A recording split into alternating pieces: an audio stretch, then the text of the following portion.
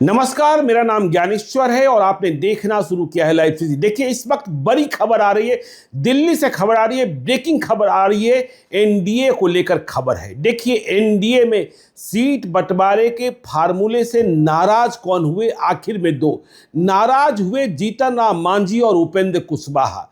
लेकिन पिछले 24 घंटे में जितने प्रयास हुए, उस प्रयास में न जीतन राम मांझी की नाराजगी खत्म हुई, न उपेंद्र कुशवाहा का गुस्सा खत्म हुआ और सीटें भी नहीं बढ़ी। देखिए, हम आपको फिर से कह रहे हैं, जीतन राम मांझी की पार्टी हिंदुस्तानी अवाम मोर्चा को बिहार विधानसभा चुनाव 2025 लड़ने को 7 सीटें ही मिल रही है। यह दिल्ली से पक्की खबर आ रही है। आपको पता है, जेपी नड्डा से मुलाकात हुई, अमित शाह तक बात पहुंची, लेकिन बीजेपी ने साफ तौर पर मना कर दिया, क्योंकि जेडीयू भी कम होने को तैयार नहीं था कि नहीं, सीटें नहीं बढ़ाई जा सकती है, आप मान जाइए, आपका ख्याल रखा जाएगा। तो खबर ये आ रही है कि एक आश्वासन दिया गया है कि एक एमएलसी का पद आपको दे दिया जाएगा, क्योंकि बिहार विधानसभा 2025 के चुनाव में कई मौजूदा एमएलसी चुनाव लड़ रहे हैं। तो हिंदुस्तानी अवाम मोर्चा को 7 सीटें ही मिलेगी और एक एमएलसी का पोस्ट मिलेगा। तो एमएलसी का यह पोस्ट जो है, क्या संतोष सुमन से अलग होगा? क्योंकि संतोष सुमन भी बिहार विधान परिषद के सदस्य हैं। और इस बीच जीतन राम मांझी ने दिल्ली से पटना के लिए फ्लाइट पकड़ ली है। जीतन राम मांझी पटना के लिए चल दिए हैं, पटना पहुंचेंगे। पटना चलने के पहले उन्होंने हैंडल एक्स पर लिखा, अभी मैं पटना निकल रहा हूं।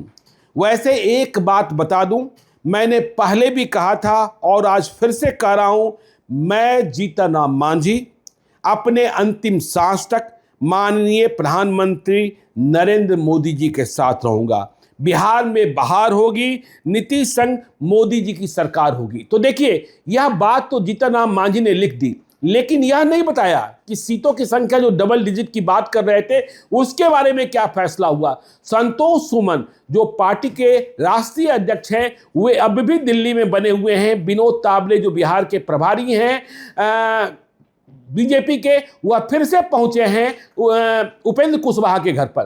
तो यह बात हो गई जीतन राम मांझी की। अब देखिए, जीतन राम मांझी को जो 7 सीटें मिली हैं, इसमें वो सीटें ही अधिक हैं जिस पर उन्होंने चुनाव लड़ा था 2020 में।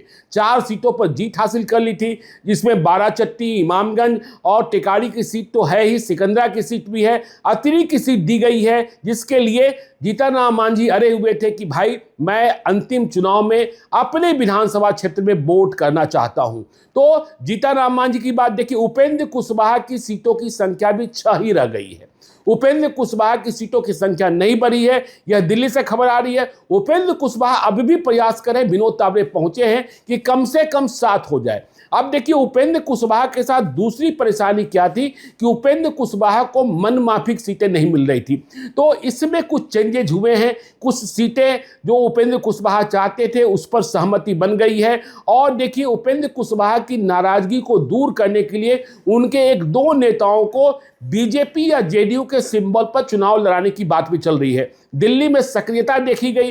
कल रात को जब नित्यानंद राय पहुंचे थे, तो वहां रामेश्वर महतो भी थे, वहां माधव आनंद भी थे, वहां और दूसरे नेता भी थे, प्रशांत पंकज भी थे। तो ये सारी सक्रियता देखी जा रही है। अब क्या होता है, कैसे होता है, ये देखने की बात होगी। रास्ता क्या निकलेगा, तो उपेंद्र कुशवाहा और जीतन राम मांझी की संख्या वही की वही रह गई है। आगे क्या, यह खबर भी आपको बताएंगे। आप देखते रहिए लाइव सिटीज को। यदि अब तक आपने हमारे यूट्यूब चैनल लाइव सिटी को सब्सक्राइब नहीं किया है तो जरूर कर लीजिएगा। और यदि इस वीडियो को आप फेसबुक पेज के माध्यम से पेज को लाइक कीजिएगा, हैंडल एक्स पर भी हमें फॉलो कीजिए। धन्यवाद।